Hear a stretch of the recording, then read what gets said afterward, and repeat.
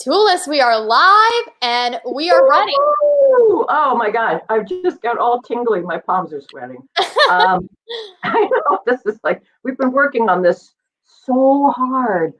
On your Toulis, screen we is are a woman. live and What was that? oh, Was that that was the going delay? from our computer. We're all good now. Okay. See, that's what's going to happen tonight, folks. So on your screen, you'll also see a woman named Ruby Lochner, and she is our producer. She has made all of this possible. I sat in front of the computer for like 8 days, and then someone said, "Here, this woman can do it for you." So she's down in Nashville. I'm up in New York. We got people coming from all over the place. So that's Ruby. You're not going to see her again. Well, you might see her again. You But might see me. I'll only pop in if necessary. So all right. Okay. So here we go. Oh, wow. I'm really white. That's amazing. Um, and we're a dying breed, so people need me.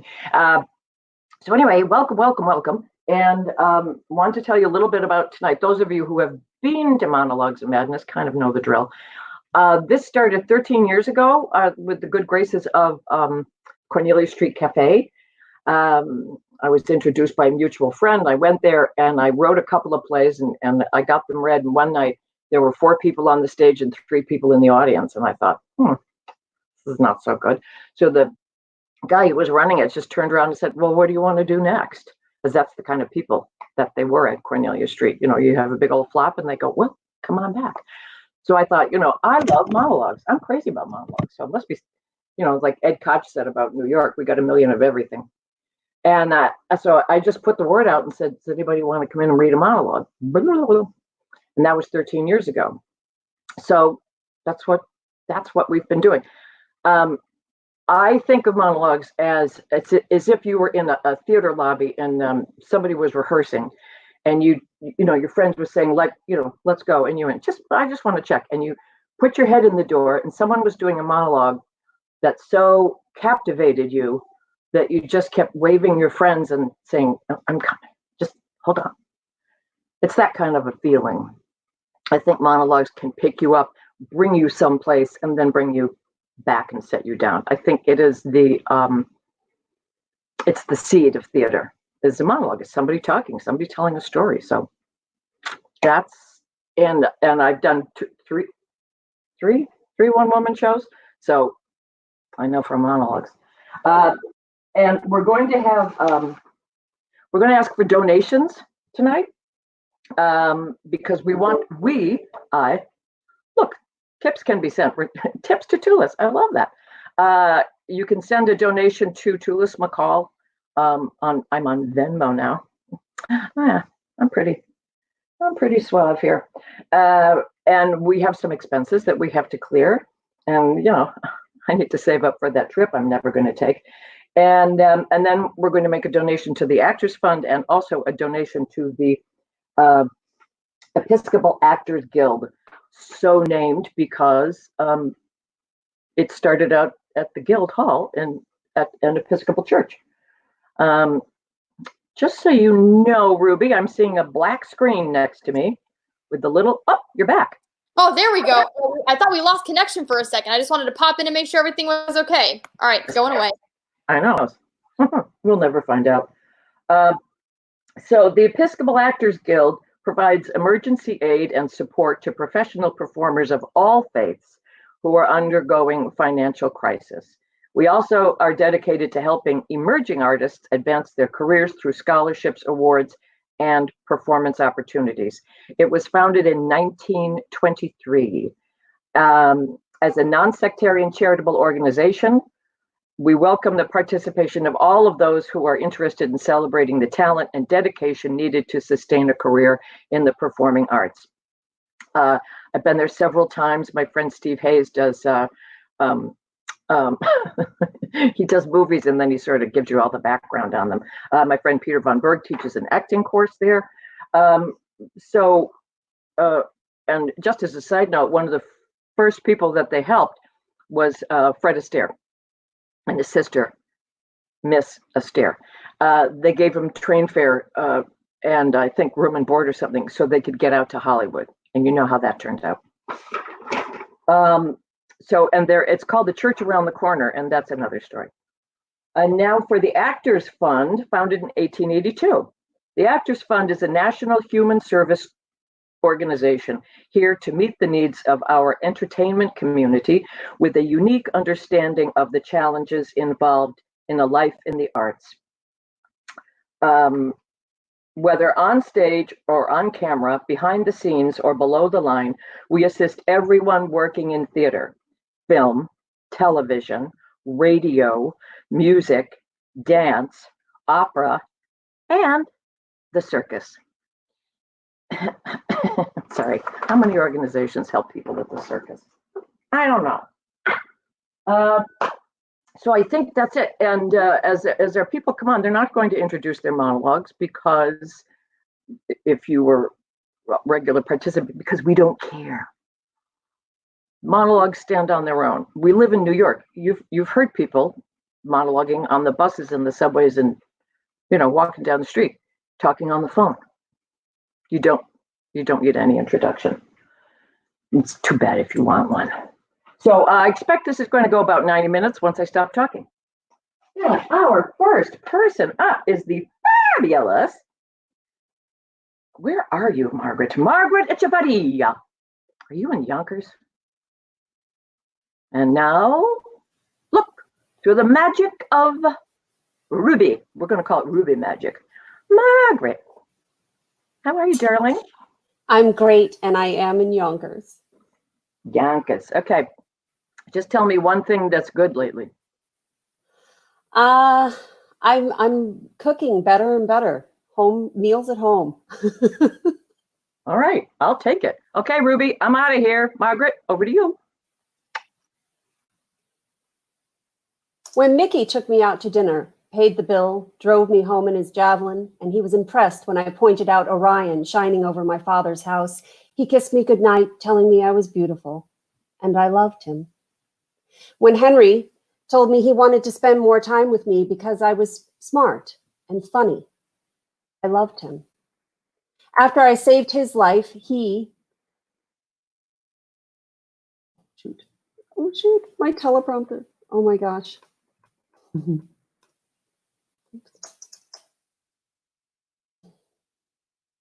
Okay. Oh God. Okay, that's not going to work. So,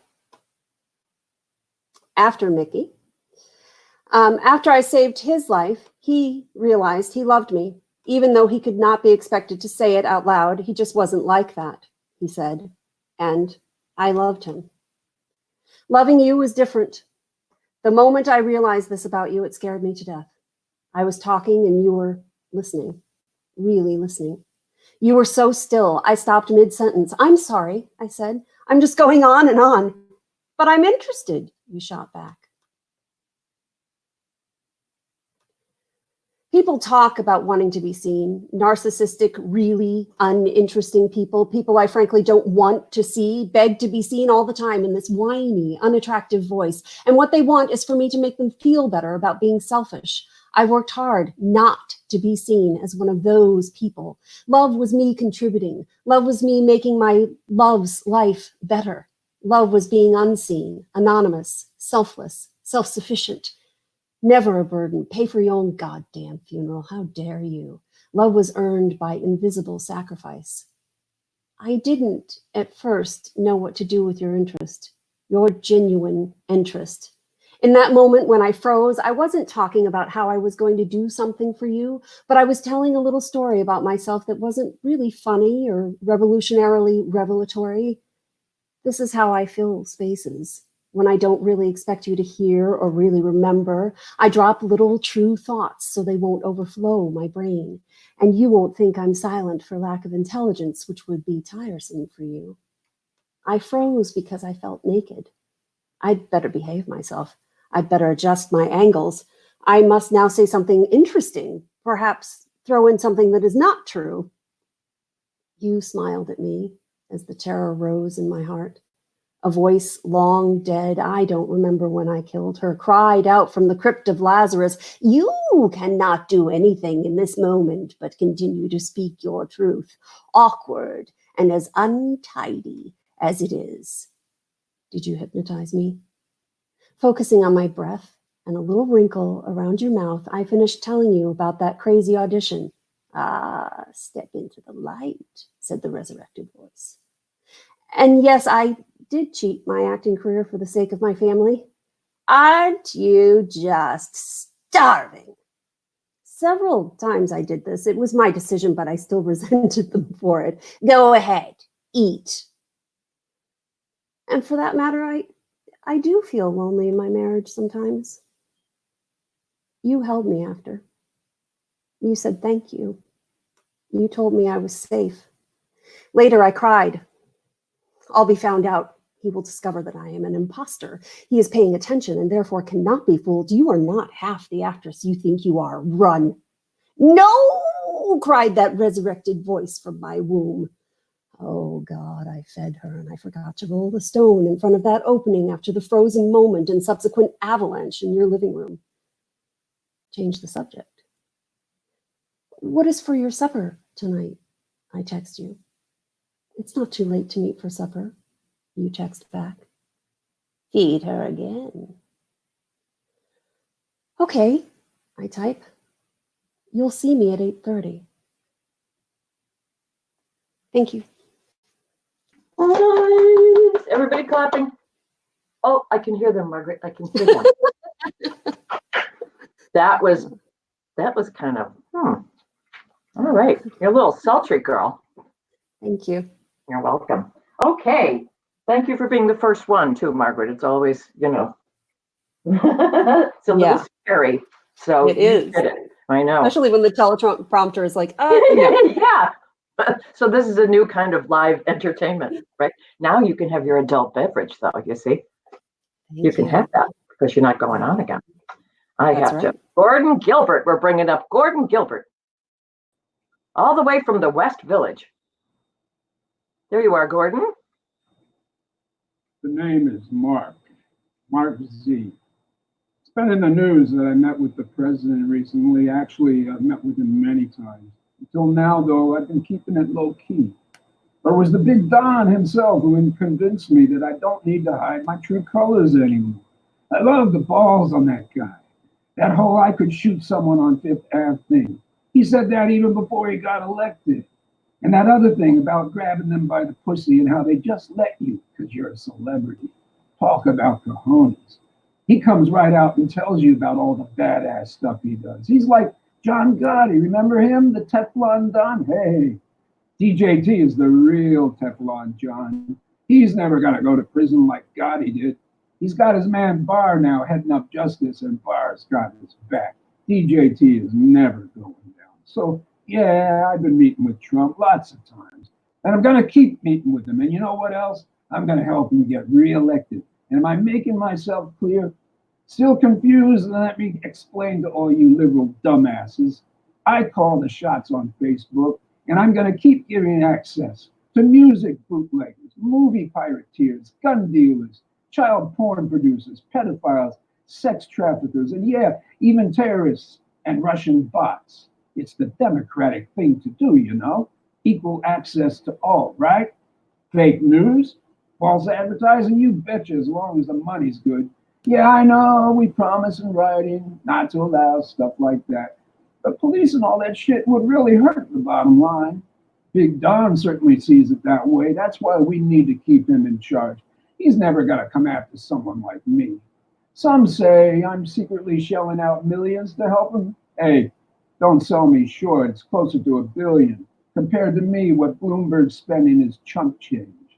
You say equal access should not apply to bad guys with fake news. You think I give a rat's ass? What you gonna do about it? Gonna go cry in the bar? Yeah, right, I didn't think so. So like I was saying, I'm spending a shitload to buy access, and don't think I don't got a lot of Dems in my pocket too, not just repubs. And I expect a good return on my investment in those Congress critters. All those antitrust laws on the books haven't been enforced since the days of Reagan, and we gotta keep it that way. Sanders, Warren, glad they're out of the picture. They'd tear me a new one if they could. They'd have hit me with those antitrust laws. Use Instagram, WhatsApp, All those other companies I acquired, no effing way. So me, Bezos, my buddies at Google, the big banks, all those other major leaguers, we're protecting our turf. Break us up, ain't gonna happen. And enforcing copyright protections, don't even think about it. Man, that would kill my profits. So welcome all you suckers to my brave new world. Yeah, Red Huxley, I'm no dummy. Matter of fact, I got some great ideas from that book. So I'm one of the big kahunas now, and me and Big Don, we friended each other years ago. Don't like it? What you gonna do about it? Yeah, I didn't think so. Now I'm gonna go shoot somebody on Fifth Ave, or maybe I'll just grab me some pussy. Thank you. Jesus, Gordon, would you say something so that people know how nice you are? Mark deserved to get a little. I hate to bite the hand that's feeding you right now, but we'll see. All right. All right. Tell me something that's working for you. Oh, taking a walk down to the river every day in the morning usually gives me. You post some wonderful photos of stuff that's going on down there. I get a little spring. Thank you, my darling. Thank you. All right. Oh, next up, the fabulous Taffy Jaffe. Also from the West Village. Oh my God, look at you. I'm blinded. Oh my God, Taffy, you're so gorgeous. Oh my God. Wow. You know, you never know who you're going to meet. That's true. That's true. All right. Tell me something that's working for you. If this technology is working, it's a miracle. I can't believe it. Well, we'll take that. We'll take that. Okay, I'm out of here. As I said, I hate technology, and technology hates me. I am so technologically challenged that I would be a happy woman if my boyfriend went down as much as my computer. I have been quarantined with my boyfriend Vinny forever, and the only way we have gotten along is we followed his suggestion. He said we both had to take off our hearing aids. So that did work. Now, he definitely does not approve of all my talking. He says I need a 12-step program for people who talk too much. Not Al-Anon, but on and on and on. Then he says he feels like murdering me, but he knows in the middle of it I'll say he's doing it wrong. This guy should really thank me for all my nagging. I mean, you've heard of being nagged to death? I nagged him to life. And, you know, nagging can be very hard work if you do it right. But with all that silence, I got desperate for an audience. I got so desperate that when I was on the phone making a food order, the waitress asked me, "Do you want condiments?" I said, "Of course, I'm trying not to get pregnant." I got more laughs there than I will here. Okay. So anyway, but what changed was I got invited to several Zoom shows, whatever they are. Now, the first one was, of course, technological. I was the first one on, and it was technologically screwed up, and no one could see me. And I tried to not to take that too personally. The only thing I could hear was the MC, who was a transvestite, and I could only hear her give me like a half a titter. Get it? So a week later, I was on the same show again. And I told them, since last week, all I could think about was dying. And it's not because of the virus. It's because of the way you treated my jokes. They died. And some of them were really terrific jokes. Like one of them was, I said to my boyfriend, Vinny, I'm afraid of getting the virus. And he said, just don't open your mouth. Now, come on. If you don't think that's funny, that's elder abuse. So anyway, what else? Okay, I finished that. Let me see what else I want to tell you. Oh, the next Zoom I was on, I was invited to a comedian's Passover Seder. And I was assigned to talk about the blessings on the bitter herb. So I explained that the purpose of the blessing on the bitter herb was to remind us of the bitterness of slavery. Now, thank goodness I never experienced slavery, but I did experience a bitter herb, or the way I pronounce it, a bitter herb, Herbie Rosenkrantz. Now, Herbie, I met him at a singles event, and he came on very strong. How about some vodka and some sex? He had me all wrong. I hate vodka. So, and then the reason we broke up is we had religious differences. He thought he was God, and I refused to kneel. My favorite position is actually 68. You do me, and I'll owe you one. I wish I could hear the world laughing now. Maybe you could all open your windows and laugh out there. Anyway, but in the middle of this Passover Seder, it got kind of serious and somber. And just at that point, my boyfriend Vinny's TV, he opened the door. I could hear it blasting to his deaf ears. So I ran away from the podcast and went into the room and nicely said to him, and then I went back onto the podcast. Hallelujah, hallelujah. So that makes me laugh. You know, and then they had us go around and each one tell one of the plagues that they are experiencing. So one woman said, I went into this store and they were out of Manischewitz wine. That was her plague. So I interrupted, as I have a wont to do, and I said, how do you make Manischewitz wine? How do you make Manischewitz wine? The answer is you squeeze his balls. Get it? Whining. Ah! And whining. Well, anyway, if you didn't laugh at that, then this whole thing has been what I call elder abuse. And I thank you all for listening, and please talk about me when I'm gone. Kisses to all. Bye. Oh, Taffy, I think you're getting a lot of laughs. I wish you could hear them. Me too. I realize you and I are kind of clashing. Here I am just like all pink, and you're like, rad. Thank you, my darling. Thank you.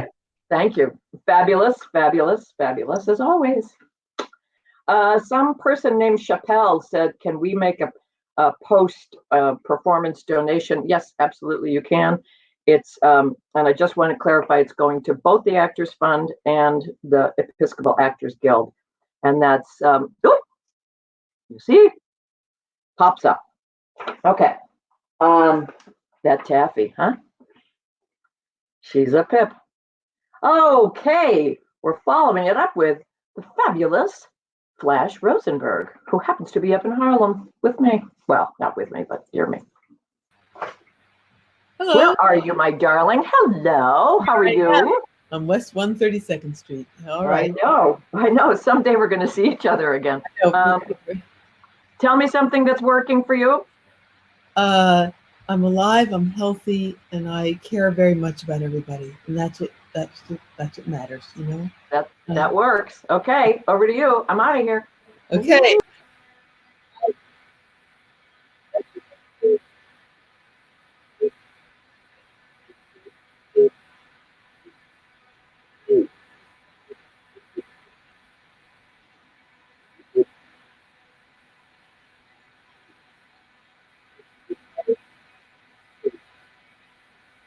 in a sense. Flash, I'm so sorry. I'm flying back in for a minute. I'm flying back in with Tulis. What? Would you mind starting over one more time? We couldn't hear you in the beginning. I think there might have been a lag or something. Okay. This is good. I like being part of the experiment. So I'll start again. Yes, that way everybody can hear you. So sorry. We're both flying out now. All righty. Okay. Here we go. I am an artist, just another word for non-essential worker, which makes me an expert in what's non-essential. Finally, I found the perfect job for me, official advisor for what's essential for Amazon, a task that requires discerning skills about objects, a sense of humor, and a sense of humanity. During the past month, I placed a few orders. More thrilling than the merchandise itself was to discover whether that thing was essential or non-essential, deemed by how soon the item might be prioritized to arrive. For example, I needed index cards. That's how I keep my tasks organized. Retro, I know. 3x5 cards are essential, arrived in 3 days. 5x8 cards are non-essential, will arrive in a month. A case of Pellegrino water arrived in 2 days. A corkscrew, I can't find mine, will land at the end of May. Really?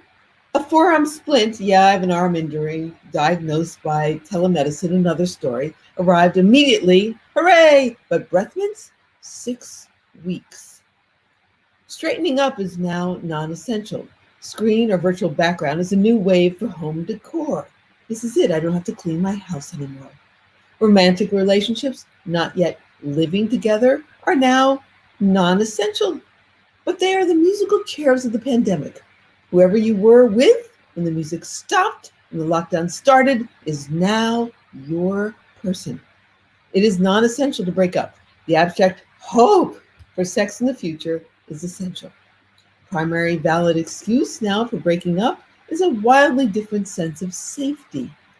If you know to stay in, wear a mask, gloves, don't touch anything, especially not your face, nor take the mass transit, avoid people, and above all, remain chipper, but your partner thinks it's okay to belly up and bellyache, hence putting you at physical or emotional risk, you're done. Aging is now officially a non-essential activity. I happened to be born on April 15th. Woohoo! But I've postponed aging until the pandemic is over. I'll stay the same age until you see me again. Even the IRS decrees July 15th is the new April 15th, and even that could change. So, you all have an extension without penalty for wishing me happy birthday. Many of you have kindly asked, what do you want for your birthday? Cure for the virus? Test for it? Trump to stop talking? A chance to swim again? How can these items not be available on Amazon? Okay, so I adjusted my wishes. Here is what I want. Get yourself a gift. Then send me a thank you note for whatever it is. flashrosenberg@gmail.com. All my jobs are canceled. I don't have any income. I can't buy you a gift. If you treat yourself and think to credit me for it, that will make me feel thoughtful, responsible, flush, and incredibly happy. However, the gift I want above all is for everyone, especially those I personally know and cherish who are suffering from the coronavirus. Please recover completely. I beg you. I'll stay indoors for decades. I'll have my fun hunting for humor in my home. I'll never wear pants again to save your precious life. Thank you. Brilliant. I love it. Oh, all right. Yeah, I think you got some people out there that are going to go get themselves something. Please do. Yes. Yeah, I know, but you have to go outside for that. But or maybe they already have something that they haven't opened. We'll see. Anyway, Flash, fabulous. Thank you so much. Thank you. You may have your adult beverage now. Oh, here we go. And I did answer that, Chappelle. You can pay after this performance. It's Tulis-McCall on Venmo. And just one other thing, when we were doing this in you know, those places that we used to do it at Cornelia Street and at Pangea. The deal was everybody paid $15 and you got a free drink. Well, I'm figuring you already have a free drink, so maybe you could toss in $15. That would be lovely. Oh, Carl Kissen from the Upper West Side. Is that right? Yes, it is. Oh, is it Dr. Kissen tonight? It will be once I'm in character, which will sound the same as Carl Kissen. Isn't that amazing? It's Yeah. like a doppelganger, isn't it? Yes. Yeah. So, Carl, tell me one thing that's working for you these days. Always lead with, as far as I know it, I have my health, but I also love that I'm still working with my improv students online. I teach improv comedy. I love seeing them on the screen, and each class is a highlight in my week. Fabulous. And if anybody's interested, that's kissinimprov.com, by the way. Sorry for the shameless plug. Oh, right. I'm so surprised. Okay, I'm out of here. Here, I'm going this way now. Goodbye. Thanks, I'm flying away. Mr. Jenkins, you need to turn on the audio. Lower left-hand corner. Good. No apologies. Everyone's getting used to Zoom. It's the new normal. A phrase they will never use to describe my ex. But we should dispense with the chit-chat stat because you, sir, are bleeding. And if NYU Medical taught me anything other than how to deal with massive student loan debt, it's that you have a bone sticking out. So unless you're from the Ubangi tribe and it's just a fashion statement, not okay. I'll bet it hurts. Sorry you were in a car accident, and even more so that the hospital turned you away. Look, it's crazy out there, like a war zone, except instead of soldiers with guns, there are people in the park running without masks. I call them mask holes. But I digress. I'm Dr. Feingold. I'll be your video visit attending physician. And if you turn your laptop so that it's pointing at that leg, the one that looks like someone mashed it with a giant crab mallet, we'll get going on your procedure. I'm going to take good care of you, Phil. Well, let me rephrase that. You're going to take good care of you. I'll be guiding. So, we'll need a flashlight, steak knife, ankle if you have it, gloves, scissors, thread, alcohol, leather belt, t-shirt, towel, boiling water, and a little cumin and paprika. Just kidding. We're going to heal you, Phil, not cook you. Trying to keep it light here. Surely you've got some alcohol at the house to clean your surfaces? Good, because right now, the surface is you. Got them all. Fantastic. And fantastic fresh scent is your disinfectant. It's okay. It'll have to do. Your wounds will smell lovely. We're all improvising, Phil. Imagine you're on a show called Whose Leg Is It Anyway? Now wash your hands. I want to wash my hands. Have you seen that one on YouTube? Love it. Let's bite down on that belt. Spray the area with Fantastic. Use the t-shirt as a tourniquet. Oh, cool. Paul Fleming Graceland tour. I'm going to wash hands, get rid of the disease. You sure you want to mess that one up, Phil? Oh, okay. Straight shirt. Gloves on. Cut your skin open 2 inches toward the knee to gain full access. Push the bone back in place so it's aligned. Okay. I'll wait till you're no longer passed out. These are the days of miracle and wonder. This is a long distance now. And he's back. Get the thread, make like Betsy Ross. Oh, shit, a Zoom bomber. No. Fuck you, you stupid white nationalist piece of shit. Yeah. I'm going to make America great again by intubating you with my you-know-what instead of a ventilator, asshole. You're gone. Sorry about that, Phil. We should have used the password. Anyway, so that cleaned up. Another spritz of Fantastic. Whoa. Stay calm. Do you have something else? Mr. Clean is fine. Anything except organic.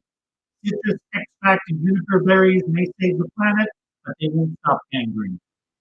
Oh, Mr. Jenkins, it's almost 7 p.m. I have to go to the window to hear the applause. It's for me. Phil, stop screaming. You'll be fine. Man up. glass half full. Create a positive affirmation like, I'm injured and performing self-surgery, and my physician is about to leave me, but at least I'm not outside grocery shopping. Say it. Attaboy. You're a trooper. 7 p.m. Let's make some noise. Woo, woo, woo, woo, woo, woo, woo. Thank you. Oh, Carl, you're so twisted. Thank you, Tulis. Hold on, I have to find where you are on my screen to bring you back. That's not the window. Oh, no, you don't do it. You don't do it. Ruby takes care of everything. No. I had you off my screen and teleprompter up instead. Oh, I see. I got it. There's a lot of technology going on here besides the surgery. Yes, there is. Okay, now you are going. Oh, I'm going to push you out of the. Delighted to see you. Thank you, Tulis. Thank you, Carl. Just a quick note, Taffy. Ruby is going to send you the link to watch on YouTube. Apparently, you keep logging into this link, so that's not what we want you to do. There's a different link to watch on YouTube. You could look in your emails. I think I sent it out again today, but I think Ruby's going to try to send you that email. So wait till you get an email from Ruby. She needs to remove you so that we can have other people in the waiting room. Okay, wasn't that fascinating? Let's see. I think we decided that that Holly was going to go next. Is that right? Let's see. I don't know. Holly Harms. There you hello, are. hello. Hello. Is my light sexier? Totally. Oh, there we go. You're very sexy. Just so you know, Holly is somewhere in the mountains. So they've had, am I right? You've had hail, yes, snow, rain, wind, and sleet. And sleet. And so far, no locusts, right? So far, no locusts, but you never know. But yeah. It's snowed pretty much every day except for today, and it usually snows about 3 times a day. Oh my God. Pennsylvania. So anyway, her actual video may be a little bit goofy, but when we tried this before, we could hear her just fine. So don't worry about that, my little chickadees. Holly, tell me something that's working for you. Running 5 miles a day is working for me, and writing and wine. Running, writing, and wine. I like that. Not necessarily in that order. I like that. And after this, you can have a little bit of wine. You can just, just reminder when she removes people when Ruby removes you from the green room, we'll call it. Yep. Please go over to the YouTube channel. We've sent you links for that and watch there, or Facebook. And that's the name of that deal. So, okay, I'm going. Which way am I going? I'm going this way. Goodbye. Goodbye. So what is freedom? Freedom is the ability to go wherever I want, to buy whatever I want, to walk up and down Hudson Street, my dear sweet Hudson, and purchase as I go, walk in as I go, belly up to the bar at Cowgirl with my friend Kim Reed and have a martini, sit outside the sandwich shop whose name I never remember and have one of their coffees or lemonades. Go to my local housing works, browse, saying hello to the guys who work there who always say, if I've not been in for a while, hey, honey girl, there you are. And then we hug.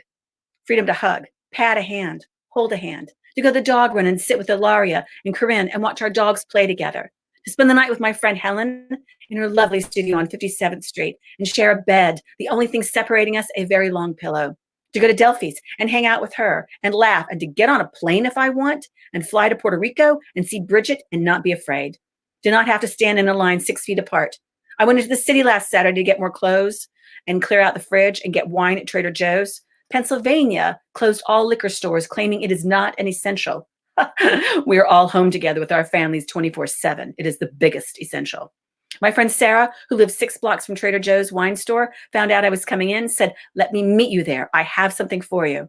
I have not seen her since February when we all got together. We're all moms and dads from PS Elementary School 3. And now that our kids are at different middle schools, We try to get together at least once a month. We had plans for March 20th, but then, well, the party was canceled, of course. So there she is on 14th Street with her daughter, Sophia, who has grown while in quarantine. They're wearing masks, as am I, but I can see their beautiful eyes, and there they are in flesh. Sarah and I burst into tears. We wave, but no touching, no hugging. So close, so close. Sarah puts the bag she's carrying down and steps back. I take the bag. Inside, handwritten cards from all of our friends, all giving me in their own words and handwriting love for the loss of my mom. I did not lose her from COVID, but massive heart attack in the middle of all this. I could not go to the funeral. She had a virtual funeral that I watched online. I know she would have loved it. I'm like a Star Trek episode, she would have said. Everyone wrote their cards. Some made drawings and took pictures of them, sent them to Sarah, who printed them out and made a little book with them. And there are 2 gift cards to Trader Joe's wine shop. So incredibly thoughtful. I purchased 7 boxes of Chardonnay and 2 bottles of Shiraz. And Mark, Sarah's marvelous husband, has been working on a book since we all met when our kids were in 1st grade. And now 6 years later, the book is being published. And I have one of the first copies with a thank you note inside and signed. A book has been published, a book in all of this. Hope. The future is hopeful. The thought and the care and the extra steps that everyone went to for me, humbling. Saturday, even with the distance, my heart felt freedom.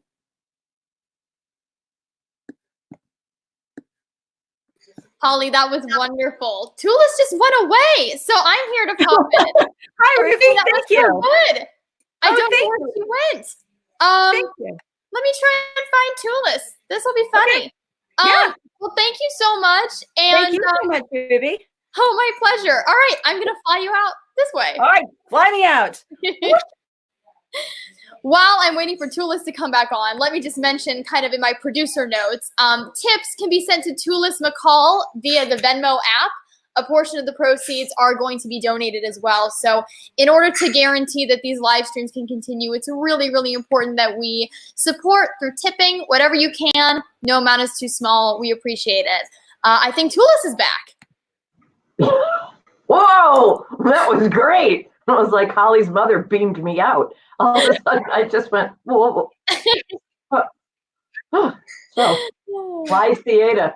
Beautiful, Holly, beautiful. I think you have captured, it was just, I need a copy of that, clearly. I need to have it tattooed to me someplace. Just, oh, fabulous. All righty. So we have the Smarty Pants, Lee Sachs, up next.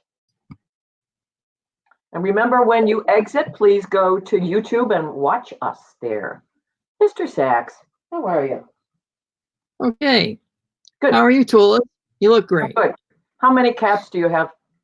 I will not say that in public or even just to you personally. So, okay. Thanks for asking. I appreciate you asking, though. It's very nice. Oh, it's kind of on my mind all the time. I know.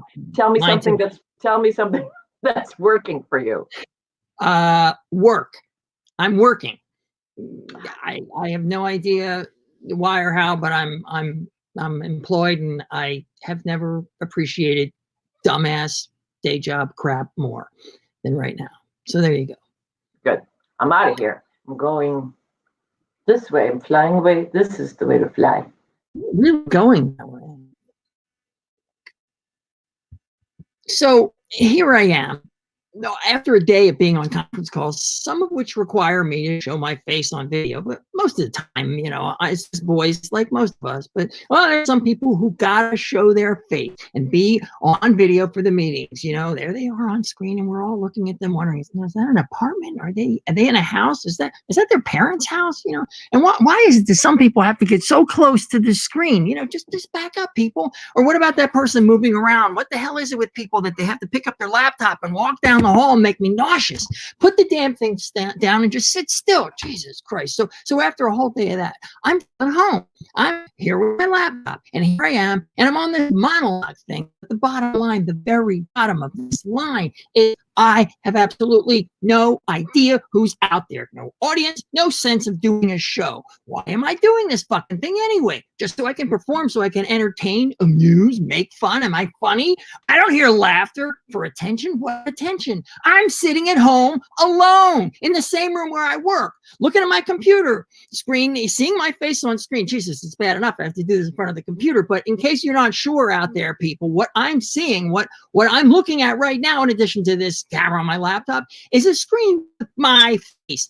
Hey, saying these fucking words. This is what I'm doing. I'm practically performing in front of a damned mirror, but a mirror looks way better than this. And what is this? I've watched the greatest performers of our time at home doing some kind of performing, and I get it. I know they want to help. They want us. They want to get their stuff out there. They want us to connect. But what connecting? How sad is it? We're quarantined. We cannot see each other, but we're aping in front of the camera. Oh, look at me. I'm funny. I'm acting. I'm this. I'm that. No, people, I'm none of that. I'm home. I'm alone. I'm looking at my damn computer screen and I'm yelling. I'm yelling at the fucking thing. Do you people hear me? Jesus. How fucked up is this? We're all apart, not together. I don't care what you say. This is not together. I just think sometimes, maybe I'll go out. I'll just go out. Well, I'll get COVID. Maybe I won't live through it. Maybe it will. We'd all be together at least. It wouldn't be that bad. But I quarantined, and I remember when the astronauts quarantined after landing on the moon. We had no idea what shit they were going to bring back. So we put them in quarantine until we could see if they were all right. We worried that they were going to bring some mysterious lunar or interplanetary bug from a spaceship landed on the moon. In fact, it didn't happen. No, there was nothing to worry about. Now we're forced to quarantine because of some shit we cooked up, some viral concoction left from some wild animal to our species, and now we're paying the price. Paying the price because the virus went from bats to pangolins to wildebeests, to dung beetles to a guy named Harry. And here we are. You're there, or at least I think you're there. I don't know. And I'm very angry, and I'm screaming at my monitor. And I'm hoping to entertain you, because if I didn't entertain you, well, I very well may have scared you. And geez, I probably disturbed you. And now wait. Now I'm hearing some knocking. So probably somebody called the cops on me, and I gotta hide. I can't believe it. I was just playing around. Okay, I got all worked up. I'm sorry. But okay, it's not that bad. We'll get through. We got this. We'll get through this. We're getting through it. We got through it. It's over. It's back to normal. It's not the normal. It'll never be the same. But seriously, who called the cops? They're at the door. I gotta go. Jesus, I can't wait for this to be over. Is this over?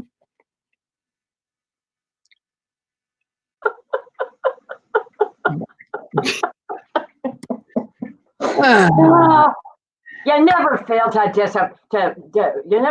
disappoint. No, that's not what I meant. Well, what? I'm tired now. Never fail to amuse me. That's what you do. Oh my God, you are such a nut job. I hope so. You are a nut job. That's never going to change. You gotta be to do this, right? I know. Thank you. But thank you for having me. Thanks, people, for watching. And again, it's like Holly's thing. There are so many people out there. There's a new phrase that people are going, I'm zoomed out. I'm just zoomed out. And it is the people who walk around with the things that get really close, and then their dog comes by and whatever. Yeah, like that, Lee. Yeah, the one that makes you sick. Okay, goodbye. It's awful. It was fabulous. Come back again sometime, Lee.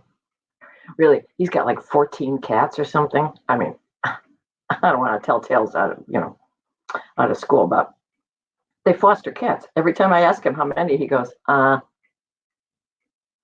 that's how many he has. All righty, next up, watch this. I'm going to do it right. Catherine Kopitich. Yeah, you got it. I got it. That was perfect. That's my cheat sheet, Catherine. I had to write it down.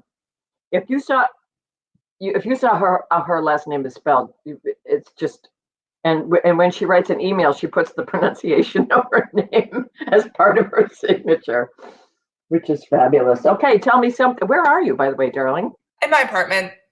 I know, but where do you live? Oh, in Inwood, New York. Oh, you are further than me. Mm-hmm. All right. Stop on the A train. Oh yeah. Tell me something that's working for you. Writing. Working on all the writing projects I've ever determined is working really well. Not having to go to the gym to do my job has actually been kind of a relief. The unemployment's too bad, but I'm okay. So I've been able to work, write, and then even raise some money for the Indie Theater Fund with some projects, which was good. Oh, good. You look fabulous, by the way. You look like a gypsy. Well, it's part of the character, Well, I guess, maybe. well, let's just see about that. Okay. All right, here I go. I'm flying away this way. Okay. In light of today's new moon, we will open by diving straight into the shine theory. Imagine a full moon. Soak in its beams. Turn to not a friend. No, so imagine your friends, or think of me with you, because I am your friend. I am wearing a pink sweater. Say the following words. I'm so proud of you. I'm lucky to know you. I'm lucky I get to be your friend. And now have your friends repeat that back to you. Soak in each other's light and pretend to feel yours grow too. Squeeze your imagination and delight from the drops of reality that issue forth. Feel your power, which comes from their power. Now go ahead, try it. Hello, my sisters. Welcome to my vlog. I'm Sandra Mag, feminist, author, activist, and witch. Every Wednesday night, I offer you a spell, incantation, or other ritual to help organize your intentions for the week. I believe magic is a way that you can outwit your brain before it outwits itself. We all have the capacity to be a witch if we allow ourselves to open internally to others around us. My old organization, the Women's International Terrorist Conspiracy from Hell, otherwise known as WITCH, which spells witch, get it? Defined a witch thusly. If you are a woman and you dare to look within yourself, you are a witch. You make your own rules. You are both free and beautiful. You can be invisible or evident in how you make your witch self known. Your power comes from your own self as a woman, and it is activated by working together with your sisters. But oh, did we have a lot to learn. The Women's International Terrorist Conspiracy from Hell had no problem putting down other women. What? We papered the city with stickers that read, "Confront the whore makers" at the bridal fair. And we sang at them. And this brings me great shame, but we sang at them.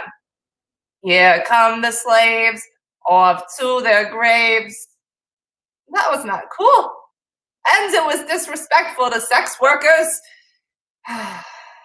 I was never high up in the organization, but it was also essentially anarchist, so I could have done something.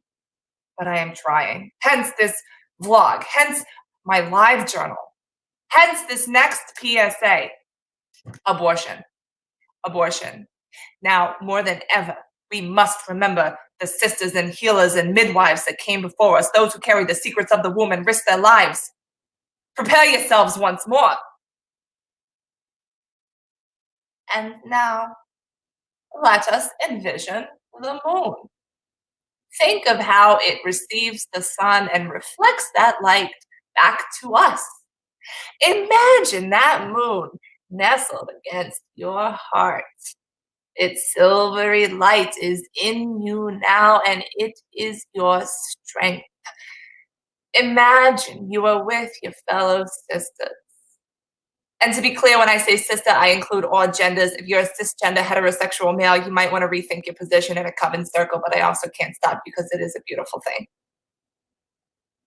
You send it to your sisters and they back to you. And you are all brighter now. We call this the shine theory, coined by Anne Friedman and Amina Toussaint. When we allow ourselves to be remarkable and embrace the strength in our sisters, we shine with the light of 1,000 moons, or 8 or 3 or 1, depending on where you are. You're probably alone, so you have to imagine all those moons and all that light. LaBrida. As you know, this vlog is free. Please support me by visiting my live journal. That's all I ask. Just visit the live journal and maybe give your tips to Tulis McCall for this lovely evening. Thank you. Oh, you are so twisted. I just love it. Thanks, Tulis. Yeah. It's a compliment. Hold on one second. We have one person missing. We have an MIA. Oh, thanks, Ruby. Just in case people have windows open, the clap for the medical workers is about to happen. So, if you hear a little stuff out there, it happens in my neighborhood right at 7 o'clock. So, that was so fabulous. I want you to have that blog. I want to go to that blog. Okay? Yeah, quarantine project. Yeah. Okay. What the hell? What else are we doing? I know. Okay. All right, Ruby. Catherine is out. Goodbye. Bull. And, oh, it's me. I'm up next. Well, let's see what I've got here. All righty.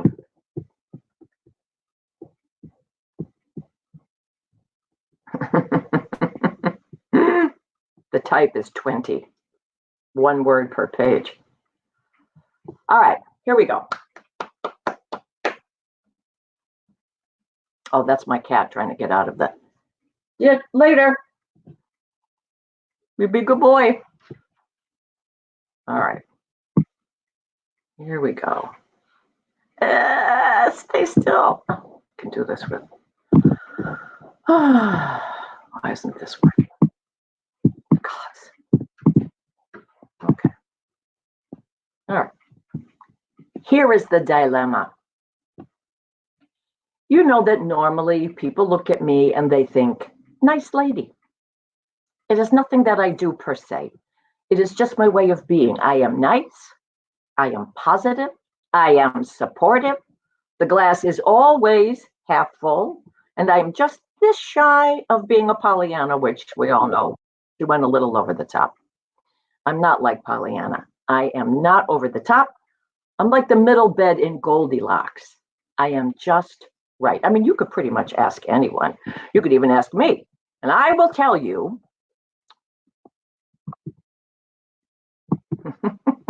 All these things just keep popping up because they feel like it. Go away. Thank you. You could pretty much ask anyone. You can even ask me. And I will tell you right out that I am truly, honest to God, may I be stricken dead if I am not telling the truth. I am a nice person. I am a good person. Being nice is my natural state of being. All of this, you know. But I have a situation.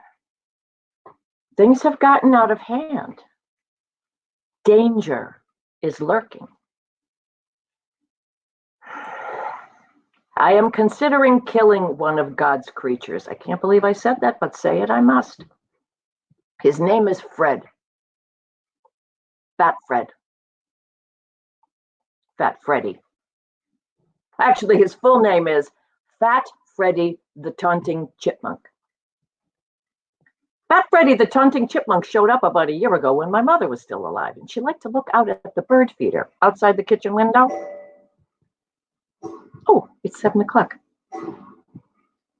Well, clapping for the nurses. I'll start the paragraph again. Who's going to listen to me when that's going on? Fat Freddy the Taunting Chipmunk showed up about a year ago when my mother was still alive. She liked to look out at the bird feeder outside the kitchen window. It was, and is, an anti-squirrel bird feeder with a little cage around the tube where the seed was. Squirrels could not get in. Fat Freddy had no problem sliding in through the cage. Back then he was skinny, he wasn't in that great shape, and we figured, well, maybe he fell out of a nest or something. On the other hand, now that I've gotten to know him, I'm thinking maybe his mother threw him out. Whatever. He was thin, he needed food, fine. But now, however, my mother, may she rest in peace, is no longer with us. But Fat Freddy is. And now he is the size of... I don't even know what. I have never seen a chipmunk as big as this. He looks like he's a baby woodchuck. I do not know how he still fits inside this cage. It's like he collapses himself, like he was a cartoon character or something. He just collapses himself and he slides into the anti-squirrel cage and he gorges himself on birdseed. But here's the thing. He only does it when I am in the kitchen. He gorges and he stares at me. I bang on the window, he stares at me.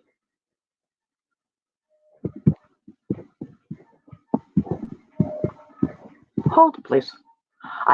He stares at me. I bang on the window and he stares at me. I go outside to throw something at the feeder and he's gone. I come back in and there he is, staring at me. My husband thinks it's funny. And now he sits in front of the window to watch Fat Freddy. But it is not funny because that rodent is taunting me. Even though I'm the one who puts the birdseed out. And I think the term birdseed here says it all because it's not called chipmunk seed, is it? No, thank you very much. I dream about killing him. I dream about sneaking up on him while he's asleep and grabbing him and twisting his little head off, just one little pop. The game would be over. Look, if he just wanted to come over and steal food like a normal chipmunk, that would be one thing, but that is not his style. Fat Freddy, the taunting chipmunk, enjoys his work. And if there is one thing a nice person like me does not deserve, it is to be taunted. Not by a person, and certainly not by a chipmunk. Fat Freddy, the taunting chipmunk. That little piece of puke has got to go. Got any ideas? Thank you. And now we do nothing. Let me get that over there. There I am. Oh, look, I'm back again. Oh no. They're getting crazy on my block. Oh, and one thing that's working for me, I forgot. I talk to my sisters now twice a week. This is more than I've ever talked to them in my entire life. And it's been just fabulous. You know, we're just sort of catching up as if we were, you know, stopping by to see each other. So yeah, that has been absolutely fabulous. And I also connected up with a friend of mine I haven't talked to in 30 years. There's a lot of that going on. So, but my sister's number one. All right, let's see. Who is next? Oh, goody. Oh, Taria Joseph. Huh? My own damn list. You think I know? Well, there you are, Pumpkin. Hi. Can't hear you. You're muted. You have to unmute yourself. I had to go. There we are. I had to go to Chrome. Said I must go to Chrome, Firefox. So I just changed real quick. Look at you, you little devil. So tell me one thing that's working for you. Acting class online. Okay. Wine. Wine. Yeah, wine is very popular in the what's working for me. And weed. There you go. Okay. Fabulous. So I'm going to go away this way. Oh no, it's this way. And you can monologue away. Thank you.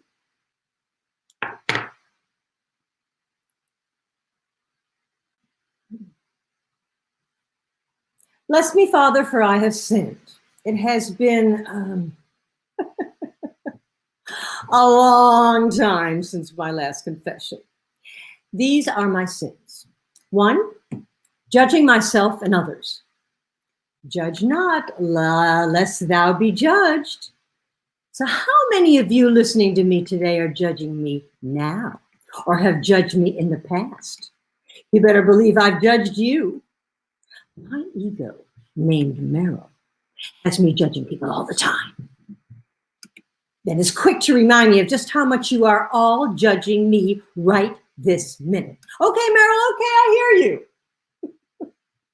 She doesn't know when to shut up. 2, laziness. My primary inclination, as I've been observing President Cuomo, Governor Cuomo's advice for many weeks now, is to solve nothing, wash nothing, smile at nothing, never shower or wear my retainer, or use moisturizer. And yet, I resist.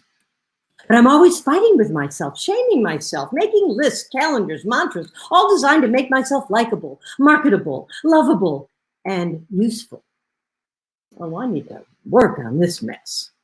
3, in this time of self-isolation, social distancing, imposed quarantine, social media as lifeline, flattening the curve, and helplessness, I'll admit I definitely have to learn to like myself, my good parts and my shameful parts, learn to live with myself and only myself, not extensions of myself or the roles I have played or the kind of person I am, or as a mother, a daughter, a sister, a niece, a grandchild, a grandmother, and a friend. Maybe we all do have a lot to contemplate in this pandemic reality we're trying to live in. Maybe our ability to simply observe is at stake today.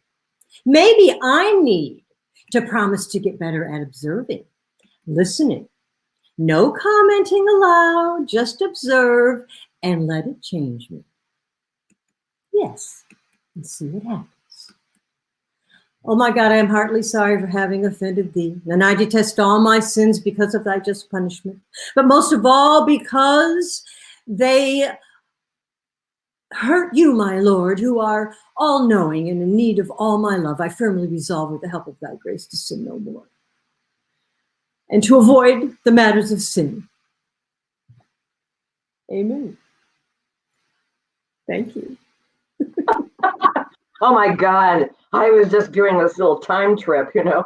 I was in the confessional.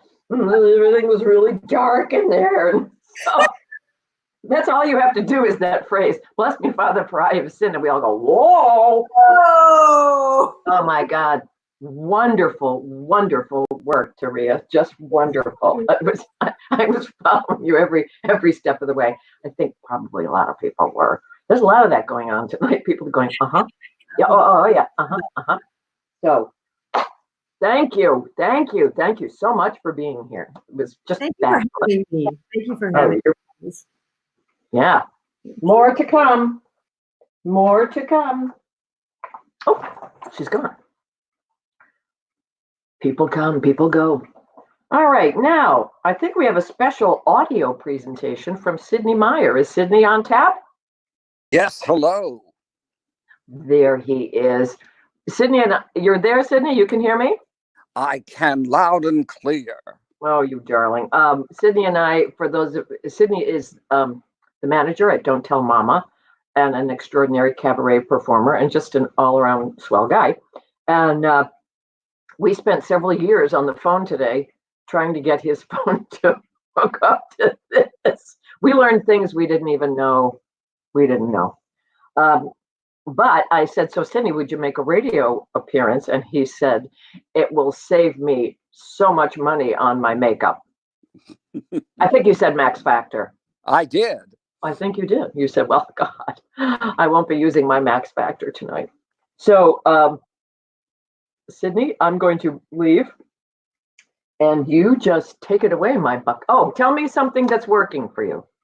This evening of wonderful performances. Well, I'll take that. Yes. Okay, here I go. I'm flying away. I flit, I flee, I fly. And you're on, Sydney. Happy New Year. I don't know why I say happy like that, as if I meant it. I don't, although it's nice to see you. When the new year comes, I get in a panic about how to say goodbye to the old year. Every year, it's the same thing. My mother said my middle name was Panic, and then she would spell it. That's P as in pneumonia, A as in arrogant, N as in notorious, I as in idiot, and C as in colander, which I have lost. So I might have to change the C to something else. How could you lose a colander, you might ask? Well, if I knew that, I might know where the colander is, but I don't. It was right there on the top of the metal mixing bowls, and now it is not. And the thing is, there is no place for it to go. Look at this place. It is too small to lose anything. Sheets are there, dishes there, glassware there, silverware there, and colander there. Except it isn't. Which brings me back to my other first point, which is panic. All because of a missing colander. Easy for me to do. I am sort of a panic scholar.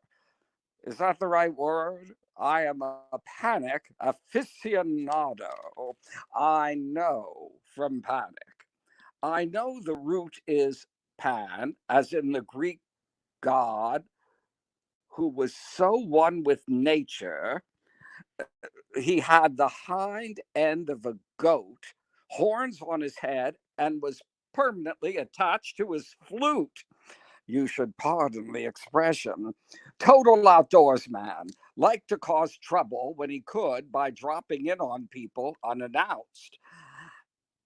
And when he did, there was panic. Of course, pan is also the word used when a critic goes thumbs down on a show, which we don't need to get into here. I was born in a panic. Well, we all were, but mine stuck with me. A child in a high chair, I didn't know whether to put the food on my face or in my mouth. Panic. Then it was diapers or au naturel. Panic. After that, it was, do I want to play with the girls or the boys? As it turns out, the answer to that was both. But still, panic. Some people would call this being indecisive, which just shows you how little they know about panic. Please. Indecisive is when you can't decide which is correct, milk or lemon in your tea. It's milk, by the by. I take my panic straight. I am always in fifth gear and the pedal is on the floor. Panic is my natural state. Misplacing my colander has only heightened that. At the same time, it has reduced my breathing pattern to that of a mouse being chased by a cat. I can't sleep. I have looked everywhere. I have called my friends who just say, buy a new colander, as if that would solve the problem. My mother always said that if there was ever an emergency in New York, if there ever was a pandemic, she would say, and she made it sound like magic, if there ever was a pandemic, you would be the one to lead it. You could show them all a thing or two about panic. They would make you the pandemic czar, and you would show them the proper pandemic etiquette. Just the way she said it made it sound romantic. All my childhood, I would fantasize about the pandemic etiquette.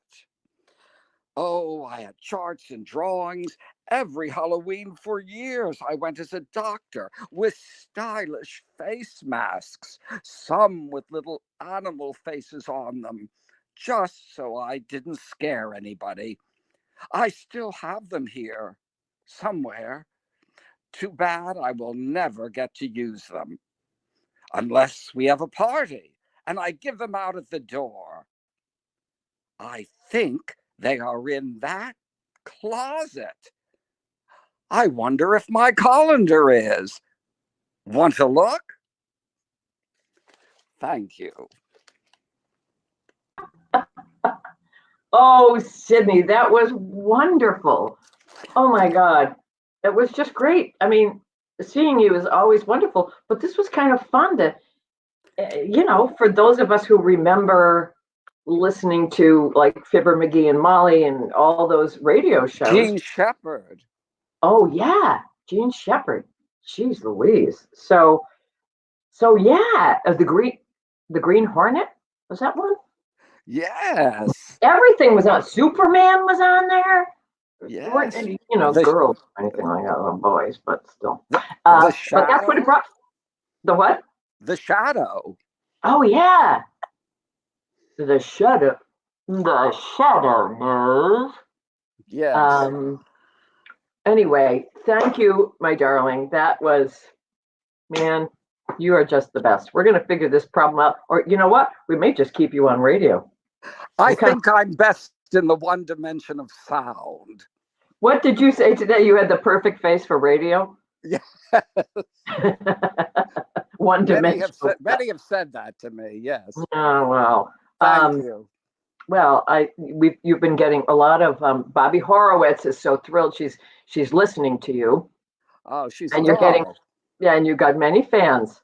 Oh, Bobby Horowitz, Sidney Meyer is always an uplifting education for me. Oh, see, like that. Very touched. Well, you should be because you're fabulous. So you're one of my newest friends, and I adore you already. And thank you for being part of this. I was just sitting here laughing. I love your voice, everything you do. Thank you, darling. Bye-bye. All right, my pumpkins. Excuse me. And I'm going to bring this up again. Even if you can do like $5, that would be so great because so far we haven't cleared our expenses, and I really do want to give something to these other places. And if Venmo doesn't work for you, you can. Let's see, Ruby, what would be the best way for them? Because you could do PayPal. I'm Tips McSee at Tips McSee. That's good. Can't remember that. You could send it to tipsmcc@mac.com. TIPSMCC@mac.com. Not everybody has a Venmo account, and I'm trying to think of how else you could. Ruby, if you have any suggestions, just chime in here. Hi, flying in. So the primary ways, the best ways to tip from a broadcast like this is either through Venmo or PayPal. Those are the two biggest electronic ways to do so. Setting up a Venmo account, super, super easy, only takes a few minutes. But as a reminder for everyone, what did you say your PayPal was? Tips McSee, TIPS, Thomas Indigo Pneumonia. I love that line. TIPSMCC@mac.com. And the cool thing about that is that you don't need an account. You can just go to PayPal and send it there, and you can use a credit card. So I've done that a lot with wedding clients who it's just an easy way to do something. So if you can spare $5, that would be great. If you could spare like $5,000, that would be really, really great. Because it's going to people who are taking care of people. Yeah. Okay. Let me look at my list. My list. Sidney Meyer. Oh, one of my favorites. Angelina Fiordalisi. Well done. That was good, right? One of the nicest people in the world. I'm going to tell you a quick story. I used to usher, and I volunteer ushered because that's the only way I could afford to see theater. And I would usher over at the Cherry Lane, which Angela owns. And I'd see this woman coming in. And first of all, I love the upholstery. That's a whole different story. It all matched. I was standing in front of the house one day and I went, wait a minute. The patterns from row to row. Oh, this is great. My cat's sitting on the computer. The patterns just matched from row to row. And I went, okay, who did this? But she would come in and she would always greet me. How are you? Da, da, da, da, da. And she was so nice to everybody. And I just remember standing there and going, how does that work? You always caught me on good days. Yeah. That was a good one. That was a good one. So anyway, so tell me something that's working for you, my darling. What's working for me are vodka tonics. It was the first thing I to the hard liquor. It was all wine before, but we're over in the hard liquor now. The first thing I could taste after the COVID nightmare. That's right. That You and your husband both had it. Yes. Yeah, we both went through it. Scary, scary stuff. Well, we're happy to be alive and giving thanks for all good things that are still remain and learning about what's essential. Yeah, absolutely. Yeah. Well, I'm so excited you're here. So thank you. Now I get to fly off this way. Okay. I'm flying this way out of the picture because otherwise I'd be flying right into your head. I don't want to do that. That's okay. This way. Yeah. That would be great. Then you go back to Matt and go, whoa, that was really. All right, I'm flying. Okay. Here I go. 1, 2, 3. Fly away, fly away. Okay. First love. Billy was your first love. Was. And now he is gone. And your heart is shattered. That is how these things go. First loves fill you up like a rain barrel. And when they go, you feel like you could pull your heart out of your own chest just to make it stop hurting. I had a first love. It's time for you to hear about it. Eddie Marshall. He was a black boy, colored back then. His sister was in my English class, Eleanor. We got paired up on a Shakespeare project. We worked on it after school over at their house on Peck Lane. Eddie would come in the afternoon from his shift at the ball bearing plant. He was 19. He would come into the kitchen and talk to us. Not like we were deaf or dumber than a goat. He liked us.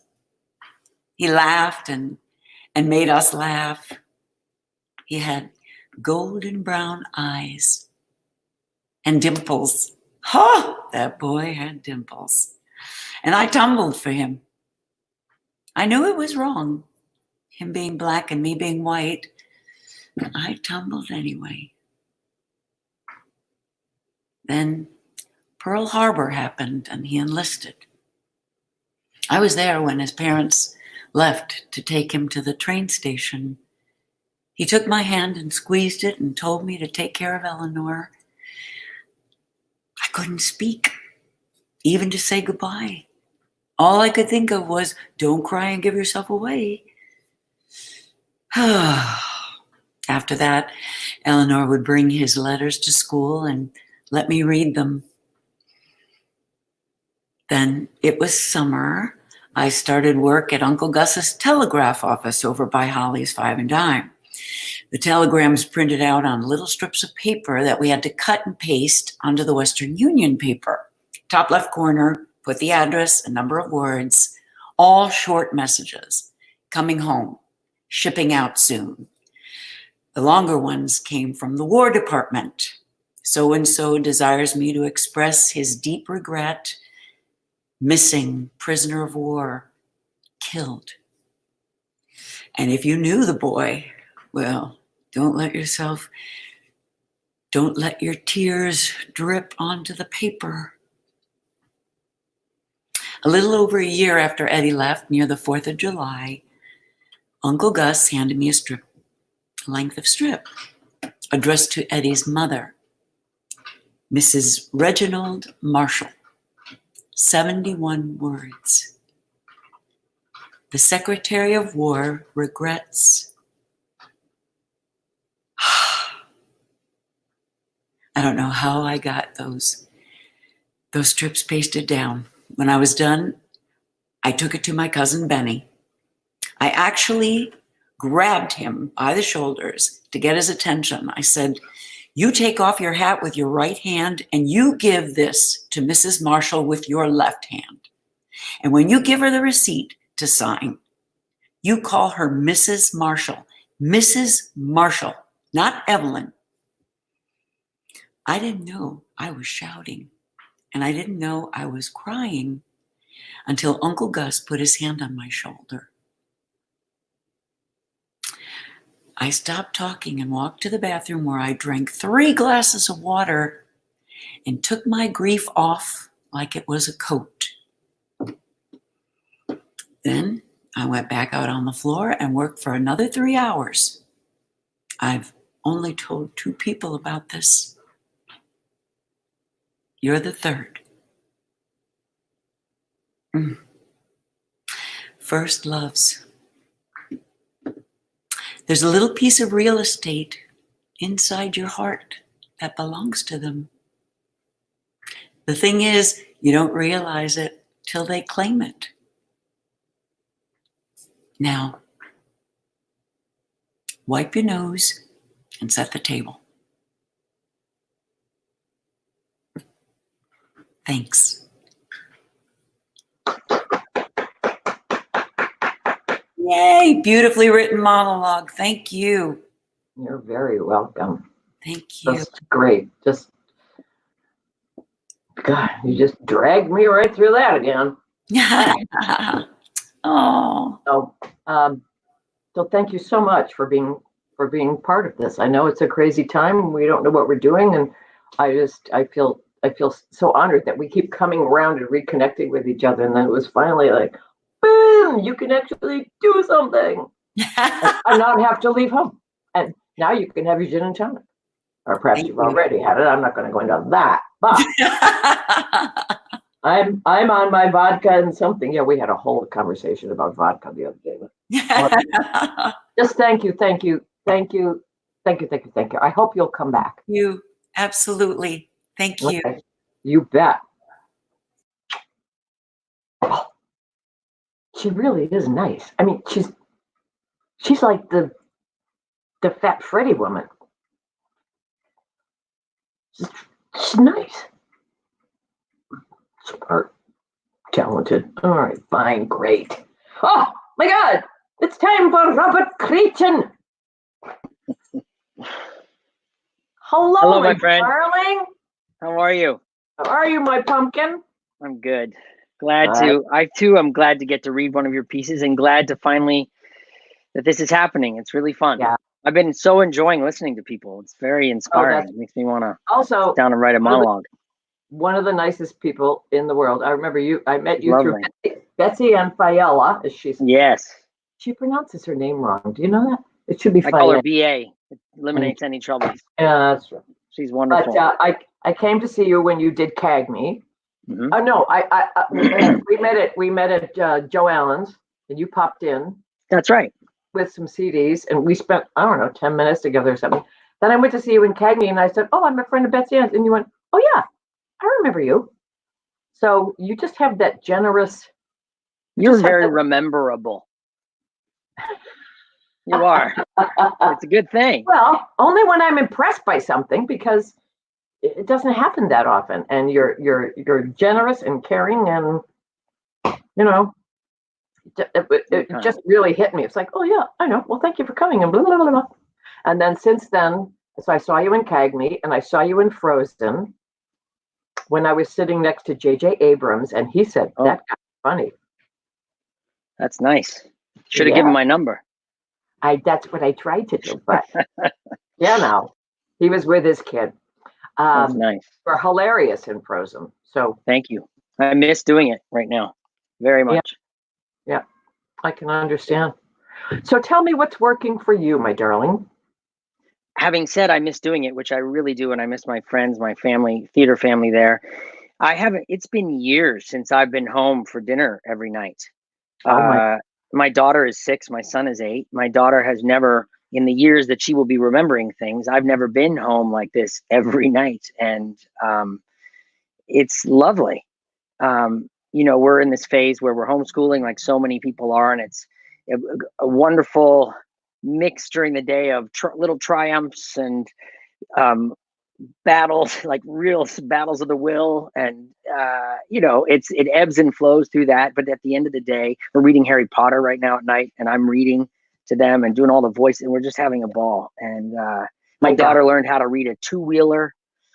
My son and I've been painting this giant paint by numbers thing. A lot of things that are working for me because I'm so lucky to have the family that I have, the home base.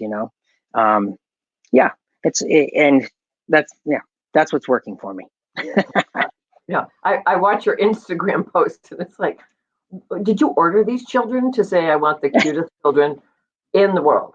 And they went, well, have you met my wife? I married way out of my league, so that's always a good plan. Yeah, well, I wouldn't. Yeah, sorry, I'm not going there. It was smart. You both were smart. You both are smart. But seriously, those kids they're cute. I'm not gonna lie to you, they're cute. They're beyond cute. They're beyond cute. Anyway, my love, so I'm going to go. Oh, I gotta get this right. I'm not going into your head. I already was there. Now I go out this way. Over to. Thank you for gifting this piece to me. I'm excited to read it.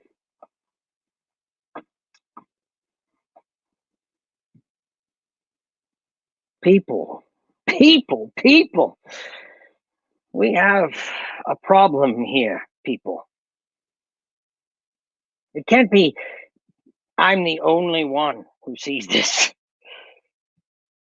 What if I was the only one?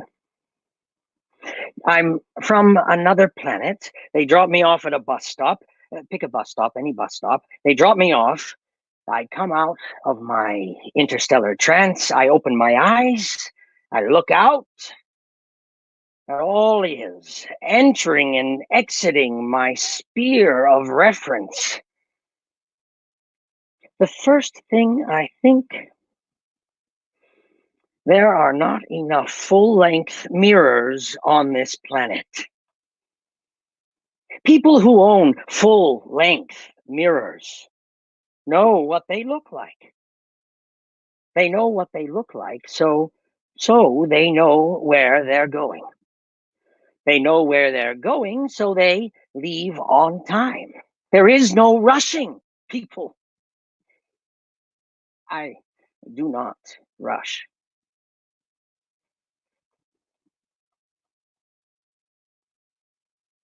I do not rush. Even when you're sitting stark still, it is obvious all is are still rushing. Only it's up here. What's the rush, people? I'll tell you what it is. You think you're late. You're not late, people. You're just unattractive and lost. You have no sense of style.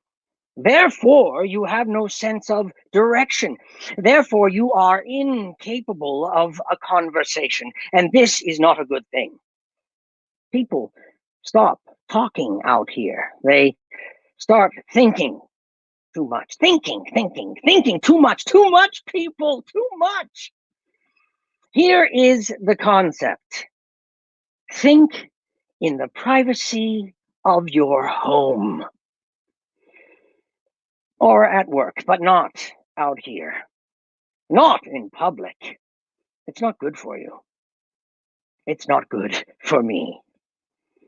Normally, a person's thoughts stop at the epidermis. They get stacked up inside there like a big pile of crap. Talking is an appropriate outlet for this situation, a release, if you will. But nobody's doing that out here. So these thoughts start leaking out from the pressure, polluting the airwaves. There are not even real thoughts. They are not real thoughts, people. This is fluff. Why do I have to work for a living? Oh, will they like my new haircut? Why didn't they call me back? Fluff, people. Grade A pollution. It leaks right out of you into the air, into the person sitting next to you, which is me. Now I'm struggling to keep my advanced thought process active, trying to develop my many and varied theories of existence, while the rest of you are polluting the air with this fluff on account of your sphere of reference does not extend 2 centimeters beyond the tip of your nose, on account that you wouldn't recognize your own reflection if you fell over it. All on account of the lack of a few strategically placed full-length mirrors on this planet. This is the problem, people. Thank you. My monologue went away 3 times while I was reading that. Did it? Yes, and I was doing technical things while I was trying to find. Anyway, it doesn't matter. That was fun. That's because you're a pro, Bobby. You're a pro. Did you have it on the? No, I just went to a different screen and then I clicked to did you move have it and on it a- went away. Did you have it on a prompter, or did you? No, were you just reading. scrolling? I didn't want to Yeah. put it on a prompter because then you're controlled by the speed of the prompter. Yeah. That happened to me when I was going through, and then all these little windows popped up. Hi, paste, cut. I'm like, stop it. So listen, it's so great you did this, because now, I mean, and Ruby seems like the exact right person to have in charge. She's very organized and very detail oriented. But it's fun. Are you going to do it again? Oh yes. As a matter of fact, first I've got to back up. I want to thank Betsy Ann Fiella. It should be Fiella, and I Publicist, brand amplifier extraordinaire. Because she knows everybody. And Betsy Ann was the one who turned me on to Ruby because I spent so much time in front of the computer with Zoom things. It's like my face changed. So Betsy Ann watched Jim Caruso. Is that right? Mm-hmm. The Broadway party. Birdland, Jim Caruso. Yeah. Yep. And wonderful Billy Stritch, those guys. She just went, oh, well, Ruby does him. Oh, the cats are out. And so she just turned me on to her, and it was like bang, bang, bang. So Ruby is a gem. That's great. Thank you, Ruby. That's because of Betsy Ann Fiella. God, yes. So we are doing it again. Oh, thank you for mentioning that. Great. The next one is going to be May 7th, and the one after that is going to be May 21st. And then we'll see where we are. I was talking to some, and first of all, I have to say this about. Should I get out of here? By the way, no. I want to talk to you because it's so weird for me to point. This is all right. I'll figure it out. I'm actually seeing what you're seeing, so it's like my right hand is going whoa, that's not. And this is a huge, big deal for me because when you and I were rehearsing, I don't know what day it was, but it was before now. Yesterday, and you came in with one version, and within 3 swipes, you had completely shifted. And I kept, not good direction. Well, I didn't want to overdo it, but when we did that third one, it's great. I went, and tonight was even better. Okay. So I so respect your you and I've never worked together. No. So I respect yeah. But now we have. So I really respect the talent and the not the talent, the coachability. No, it's your craft. Oh, thank you.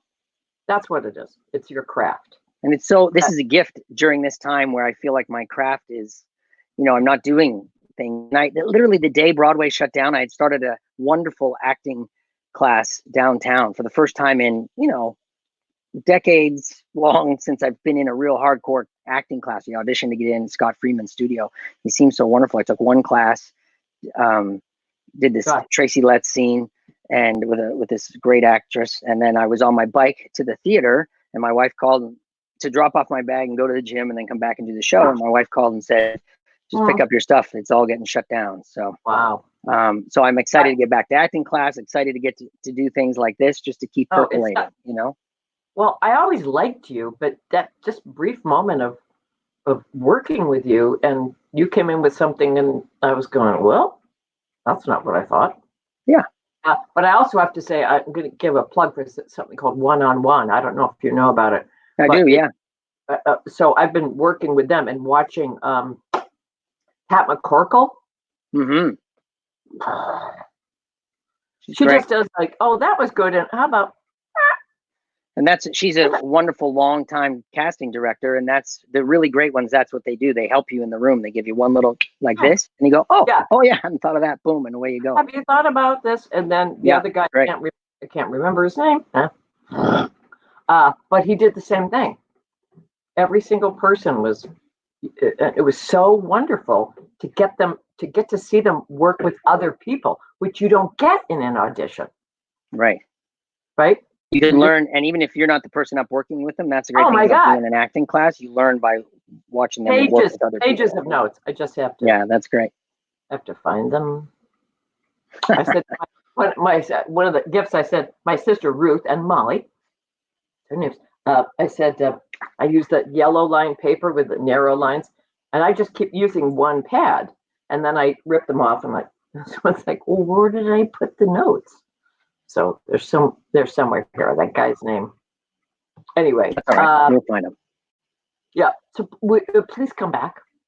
I will. Thanks for having me. Yeah. So May 7th, May 21st. Let me know when you're available, and I'll have a monologue for you, baby. Or maybe you will have one. Yeah, maybe I'll use that as a little challenge to write something by then. Okay, I challenge you. I had a lot of things percolating. Listen, it's okay. So here's the deal. Anybody who's still watching this, you do courier type, 12 point, 1.5 spaces, 1.5 pages, 4 minutes. Great. Oh, that's good to know. You know, we're not. Yeah, you don't have to write a book. We'll get you. It's like, you know, look at what I put on for you tonight. Oh, is it? I haven't worn clothes like this in 6 weeks, so it felt good. Put on a little ascot for the. I figured he would wear an ascot. You got a little cravat. Yeah. Well, I said to you the other day on the phone, or the video, or whatever the fuck it was we were doing, that I heard the woman on NPR. Doesn't matter. They'll figure it out. Yeah, I'm just gonna kill you. The woman on NPR who said when she was freelancing, she would get up in the morning and she'd put on clothes, and she had to have at least one zipper, one snap, or one button. Great advice. Wasn't it? Yeah. So I rarely have those things while I'm homeschooling these days. So I'm just I do take showers because my motto is smell good, feel good. So that's how I go through life. I have cologne on right now. I smell really good right now. You don't know that, but I do. Okay. That's the title of the monologue that you were going to write. Smell good, feel good? Yep. You got it. All right. There you go. Next time. It's easier than it sounds. All right, my darlings. Lovely to see you. God, I don't even know who the hell is still left, but oh my God, I've had so much fun. And please, if you can help us out, you know, $5, $10, and I know everybody's strapped. So, you know, whatever you can do would be delightful. My hair looks really, really white. Wow, I had no idea.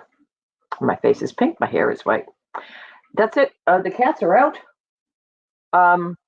If you want to get in touch with me, let's see. Just a tulis@mac.com. That's the easy one. Nick Ullett, I see you there, and you're gonna be here next. I miss you. You're gonna be here next, you little cutie pie. Or maybe he's gone. It was 20 minutes ago. I don't know. I'm so grateful. It's a weird time. It's a weird time. We've been working so hard on this. I don't even know what to say. It's just sort of, you know, do what comes naturally, I guess. That's it, my darlings. May 7th is the next one. May 21st is the next one. Please stay safe. Call me if you need me. You know how to find me. That's it. Ruby, come back on here. I'm back. Ruby, Ruby, Ruby, if I love you. So thank you so much, my pumpkin. Oh, my pleasure. Just thank you, thank you, thank you. Yeah, this is great. Okay. Well, yeah, I think so. But we couldn't have. Oh, then she goes away. So, Sorry, I'm back. I finish thought you just wanted to close out the show. well, I am, but I'm closing out the show with you. So we're going to close out the show together. How's Great. that? That sounds Okay? great. All right. I appreciate your work. You really, you know, you're the dog's dinner, as they used to say. Whatever the fuck that means. So take care of yourself in Nashville. And the next time I talk, can we have the puppy, please? Sure, the puppy can make an appearance next time. She'll write a monologue. Ooh, how about if I write a monologue for you, puppy? Great. Tune in May 7th to see that happen, everyone. She's so promo. Okay, my pumpkin. I like you so much, and we met like about 10 fucking minutes ago. So blessings, blessings, blessings, and please, if you can send some money, we really do want to yes get this over to people who need it more than you do. $5. Mm-hmm. Yeah. All right. Oh crap! I don't know what the cats are doing. Something. It's not good. Bye, everybody. Thank you, thank you, thank you, thank you, thank you. So long, farewell.